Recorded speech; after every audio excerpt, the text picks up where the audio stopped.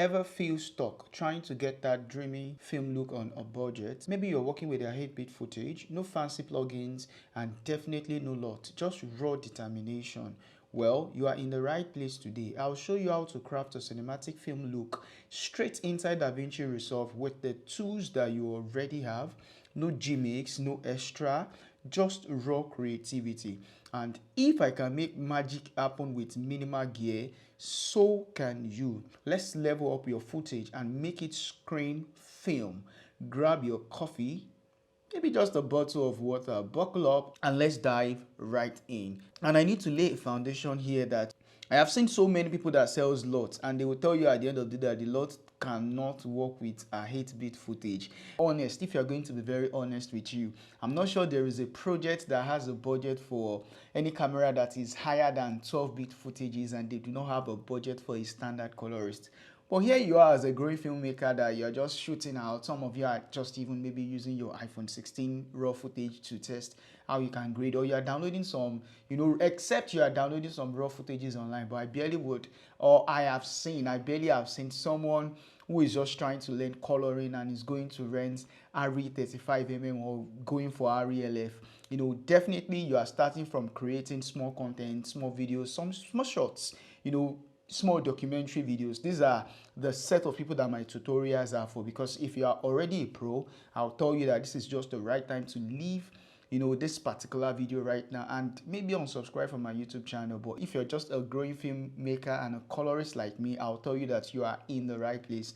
And I need to put a disclaimer. I'm not a super film colorist, and I'm not the best person in DaVinci Resolve. I'm growing and learning in the process as well. That's why I usually would tell you people that if you know a better way that we could achieve this result, that you can always share with me. I'm very open to learning. My teachings are not special. I'm growing. So that is just what we'll be doing in today's tutorial. How to create film look in DaVinci Resolve with no LUT, no plugin, no Dehancer, and we are just going to be using what DaVinci already gave us for free, which is DaVinci Film Look Creator, and some of their free LUTs that came with the software, all for free. That is what we'll be exercising here. So let's open our DaVinci Resolve right now with that introduction being done. And then I would attach a link in the description so you can, download and use it to follow the tutorial, as well. I would also show us how to set up our timeline, which is very, very essential. And if you are new to DaVinci Resolve, actually, you need to come to your edit tab first, ensure you import your, files. Then this is where you have to tap to come to your color panel. And then by default, this is how your DaVinci, Resolve is going to look. And from the waveform, I can see that this information is compressed. One of the first thing you want to do is just for you to come to your settings to check your timeline settings to know if it is wrong or right. If you are new to DaVinci Resolve, I'll be making a future video, and then there are past videos that I have made on how to set up your timeline if you're working in DaVinci Resolve for the very first time. So for this one, we'll be going to my color management, and then by default it is going to be on DaVinci YRGB, which is just the basic color space for your production. And then there are other color spaces which are very, very good, and they are peculiar to whatever project you want to run. But for this one, I'm going to leave it on DaVinci YRGB. I would uncheck my color management, I would uncheck it, and then I will leave it at these options. And then since I have this saved already, I will just press cancel. So DaVinci White Gamut gives me this larger space to work on my project. And in so many videos have I explained the reason why we are working on DaVinci White RGB. From this scope, you can already see what is happening here. You can see from my chromatic scale, you can see the box. This is the box, RX 709 box usually is, and this is DaVinci White Gamut space that I am using to work in right now, which is always the best to go for. That is why I set my timeline to that particular settings. I made a particular video on it. Ensure you check the video showing right now at the top corner of your screen. So right now, let's get into it. So I will just be creating about 1, 2, 3, 4, 5 nodes, and then we can use that to run with our project. Left clicking, or if you're using DaVinci Console, might be very easier for you. So I'm making new nodes, and then I'll create another node, and then let's make another node. The shortcut is Alt S, and then this one I will be making it a parallel node. So now that we have you can, instead of doing it that way manually, you can even just come down and then you scroll down to clean up node graph, and it will help you to, you know, arrange it better. So I will leave it this way, and then at the end of this node we can then create maybe one or two more nodes, and you know, that may likely be all. To save my time, I will just come to the end of my clip, and then I will just you know, right click, and then I would come to apply grade. Of course, nothing is there at all, but immediately it will help me to copy all of my notes, you know, all the node structure that I did there. And you know, in one of my tutorials I told us the reason why you need to have some default power grade that you can always use for your project, so which we are not doing right now. I'll close my gallery. You know, it's just to, you know, see a broader screen, and then I would come here, I'll drag color space transform. I'll use it to convert it from the log footage into Rec 709. So I just dragged one color, one CST there, and then I'll come to my last node as well, and then I will drag another CST because I choose to work in DaVinci Wide Gamut, you know, workspace. So here we need to do the proper configuration. So this one is going to be, then we need to input the right, you know, the camera color space. That is what you were seeing when you recorded this. So then I'll close this, and then I'll come to this last node as well. Then I'll be able to convert it from DaVinci Wide Gamut, and then I'll be able to convert it to Rec 709, and then you can see what is happening already to my clip. And then I'll change this to Gamma 2.4, and you know, my clip is fine already. So you can rename all of these things by coming to node label, and then you say CST out. You know, that's for the last node, and then this could be node label, and then this will be CST in. And I'm just going to duplicate the same thing here. I will just click on the same apply grade, you know, and all my clips are going to be transformed. But you know, something is wrong here because they were not shot on the same camera. You can see the difference just by putting the right, you know, log information there. And then for this one, I will just only do corrections because I don't need to put any CST. It was not shot on log. To do your primaries, I might be making this faster, or I may not be breaking all of these teachings down one by one. There is a particular video that I dedicated just to primary corrections. You want to ensure that your blacks are not crushing. I did all of these tutorials in that particular we made reference to. I can just delete this node, or maybe I change it to a noise node, but you know, I would rather just delete it. So let's do our primary correction on this particular node. You can see that all the blown highlights are immediately getting better.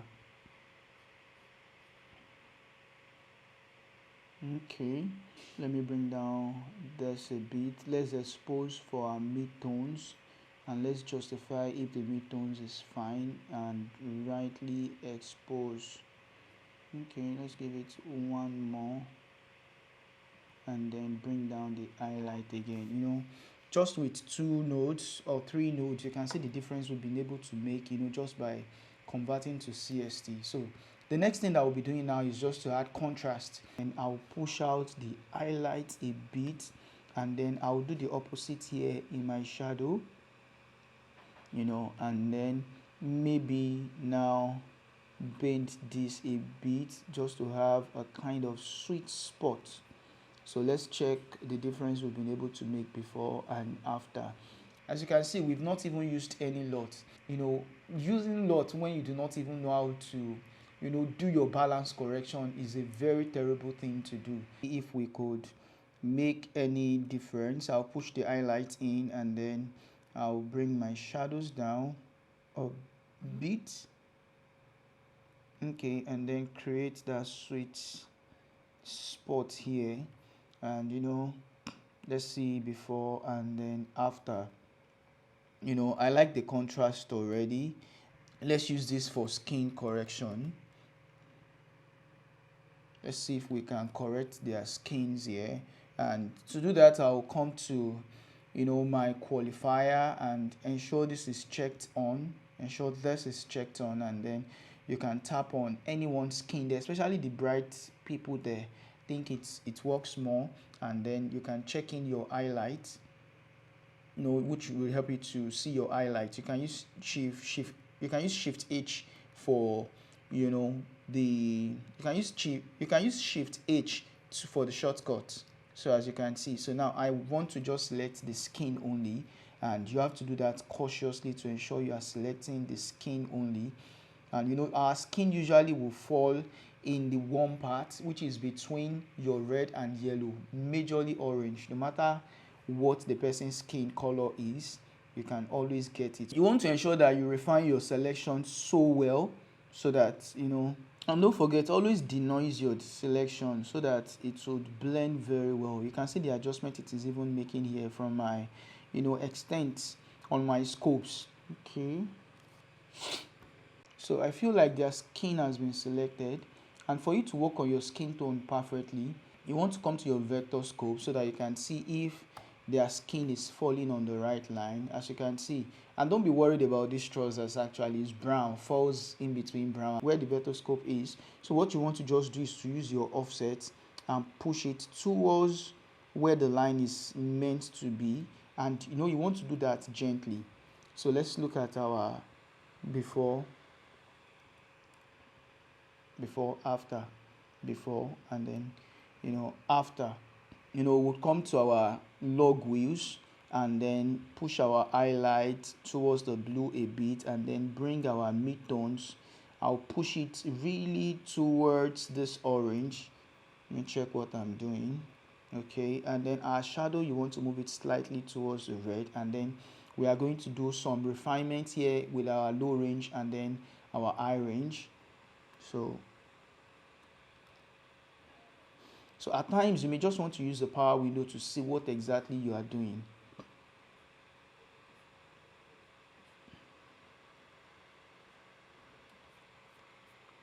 Okay.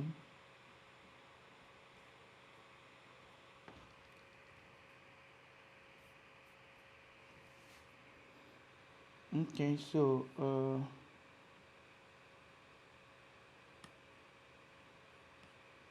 okay.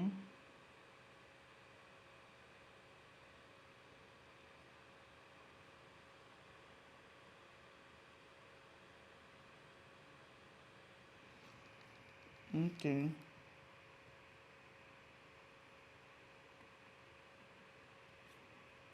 Alright, so I can turn this off now, and then I would uncheck my highlight, and then I'll see here before and then after. So of course we need to still do some slight, you know, thing here. I can still see that, you know, a bit of it is still moving towards, you know, is now looking yellowish, and I would just see what we'll do with that. In fact, even from your low range, you can decide to bring this up a bit and then raise my high range so that, you know, my midtones can really get it right. All right, before and then after. This skin is looking purple, and this is an African girl. You know, for no reason is she going to have this kind of skin color. So what you want to do is just going to be the same thing that we did over there. So, you know, on this node, ensure you are, you know, you are right on your qualifier, and then tap on your qualifier, and then use your highlight as well again to, you know, refine your selection. Don't forget to always denoise. You are going to move your vector scope from where it is right now, and then we are going to move it on this skin indicator line. If you do not have your skin tone checked in already, just come here and then, you know, you click on show skin indicator, you know. So you want to bring it in gently, and at times I will just reduce it so that I don't want it to be yellowish. And then my midtones, I will push it very close to orange, and then my shadow is going just a bit to the orange as well, and then my highlight will be going in the direct opposite to that movement that I've done. So look at it, even though it has looked transformed, but of course, you know, this is looking too saturated already. What I will do is to reduce what the impact that my shadow is doing here. You know, is nice, but is a bit looking too saturated. You know, you can choose to bring your saturation down a bit. So, you know, you just want to keep it real as much as possible before, you know, and after. You know, so right now we want to apply LUTs. on all these footages that we have edited. This is fine already. Right now we want to apply the LUT, and most of the times you have seen so many tutorials that they will tell you before you apply a particular LUT, you should convert it to Cineon, film log. And the question is why? One of the reasons why people will tell you to do that conversion is because Cineon Film Log retains more details in the highlights and shadows, ensuring that your image isn't overly compressed or clipped before applying a LUT. And also, for better LUT compatibility, most film emulating LUTs are designed to work with log encoded footage like the Cineon Film Log for accurate color representation. And then the third reason that I personally have discovered is for smooth color grading workflow. Cineon Film Log provides a neutral starting point, making it easier to achieve consistent and natural looking results after applying a LUT. And then it also minimizes artifacts. By converting footage to Cineon Film Log first, you reduce the risk of banding or color shift when applying LUTs. And then the last point, there could be more, but I'm just sharing 5 here. It mimics film characteristics. Cineon Film Log replicates the tonal characteristics of scanned film, enhancing the authenticity of the film look when combined with LUTs. So that is why it is always advisable that before you apply any LUT that you have bought, be it Company 5, if you have bought a LUT from one of their colorists and you want to apply it, you've just got to do these 2 things before that. So I'll create a note before this by pressing Shift, S, and then I'll bring it here. This is going to be my 8th note, and then this will be my 9th note. This one is going to be my CST for my LUTs, and then this is going to be my LUTs. So what I want to do is to now make them a compound note so that our work, our notes can be very, very, neat. So, and these are the 2 notes. So the first thing I want to do is to come here. I'll drop CST here. So I'll change this to Rec 709. This is going to be Gamma 2.4. Don't forget I will set up our timeline. And then this is going to be Rec 709. And then this is going to be Cineon Film Log. This is totally free for every DaVinci, Resolve user. So I'll come to their film looks. I'll be applying Kodak 2383 because I tried it and I'd seen how efficient it is. It works really well, and trust me, the split toning that comes with this particular LUT is really amazing. That you are just really grateful that DaVinci is doing so much for us. And most times when you are applying it for the very first time, it might be so strong or too strong on your file. So what you want to do is just to come down to your node key, and then you are going to reduce the impact. This is just like what you have in Photoshop, where you are reducing opacity. So you are reducing the opacity of the LUT that you just applied here. So I'll keep it at maybe 760. And then another challenge that I had that time when I was just learning compound node was I didn't know how I was going to close it back. So you can just come back here to go back to your particular project, or you just left click and then you go to exit compound node. As simple as it was, it frustrated me the day I was trying to use it. Look at it before and then after. Already look at it. Of course it is not totally clean yet, but I can see the density that is already on. Look at this green. Look at what this green was, and look at the density that I am having on it right now. Look at the skin. Like I said, it has good split toning. I would reduce the impact on this as well, and we can then start bringing it up back. And this is the last image that we want to apply it on as well. If you're looking at it now, you can see the impact it is having in my shadow. You can see my skin. You can see these colors behind now. It's now having a sense of dense. Like I said, that is not all. There are still things you might want to do to just ensure that it is not too strong. So I will reduce the impact, as well. All right. And then I would, close it here, and then I'll make another node, and that is where this tutorial is going to end. It has default, it has different, options for you that are default look already. So creating film isn't just relying on shortcuts like lots or expensive plugins. It is about understanding the essence of, storytelling through color.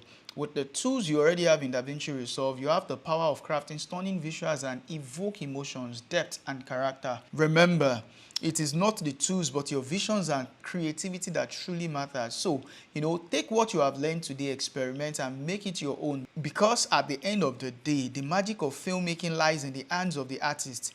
Go out there, create something extraordinary. And I hope this has been able to help you, help someone out there. So if it does, ensure you subscribe to my YouTube channel and ensure you give this video a thumbs up. And I promise you that in the future video we'll be making more tutorials that will be more helpful to you and and to myself. Thank you for growing with me. This is the very first tutorial for the year, and if you're new to DaVinci Resolve, you do not even know anything about DaVinci Resolve, then you need to check out these 3 videos showing on your screen right now. 2 are videos and then 1 is about 24 tutorials that I have been able to create for DaVinci Resolve.